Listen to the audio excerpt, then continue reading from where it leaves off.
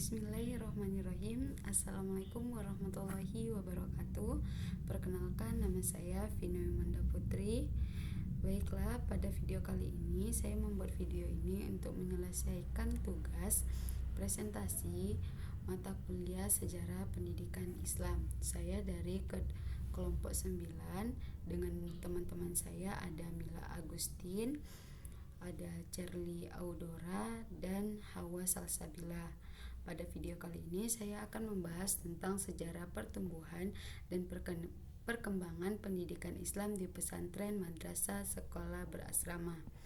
Di mana sebab muncul pendidikan Islam di pesantren, madrasah. Pendidikan Islam di berbagai lembaga seperti pesantren, madrasah, dan sekolah berbasis agama muncul sebagai respon terhadap berbagai faktor sejarah, sosial, dan keagamaan. Berikut ada beberapa sebab-sebabnya. Yang pertama itu kebutuhan untuk menyebarkan ajaran. Yang kedua itu pengaruh ulama dan perkembangan ilmu keislaman. Yang ketiga itu penolakan terhadap sistem pendidikan kolonial. Yang keempat itu ada kebutuhan akan pendidikan yang sesuai dengan nilai Islam. Yang kelima, perkembangan pendidikan Islam dalam sejarah. Keenam, peranan pesantren sebagai pusat pendidikan dan sosial. Ketujuh, modernisasi pendidikan Islam. Selanjutnya kita akan mengupas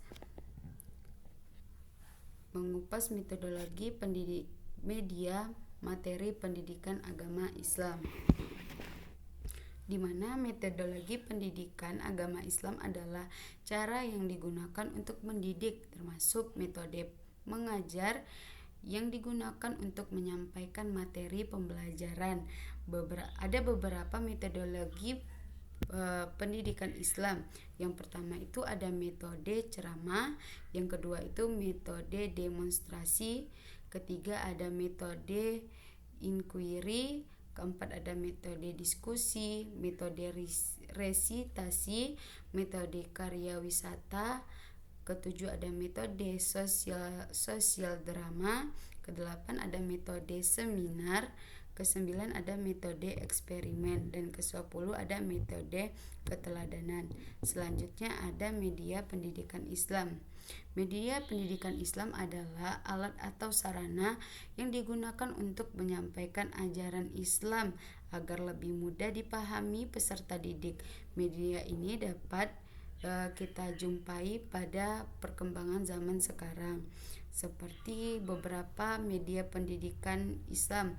Ada media tradisional seperti kitab kuning, kemudian media cetak seperti buku ataupun jurnal Islam. Selanjutnya kita masuk kepada materi pendidikan Islam, di mana ada beberapa materi pendidikan Islam. Yang pertama itu akidah atau keimanan, seperti rukun iman kepada Allah, kepada malaikat, kitab, rasul, hari akhir, qada dan qadar, dan larangan syirik, bid'ah, kufarat.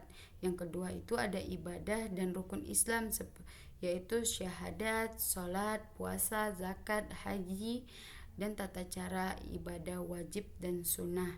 Yang ketiga itu ada akhlak kepada Allah, sesama manusia, dan lingkungan, menjauhi sifat buruk seperti iri, dengki, dan sombong. Yang keempat itu ada Al-Quran dan hadis, membaca, memahami, dan menghafal Al-Quran ataupun hadis penting tentang akhlak dan ibadah.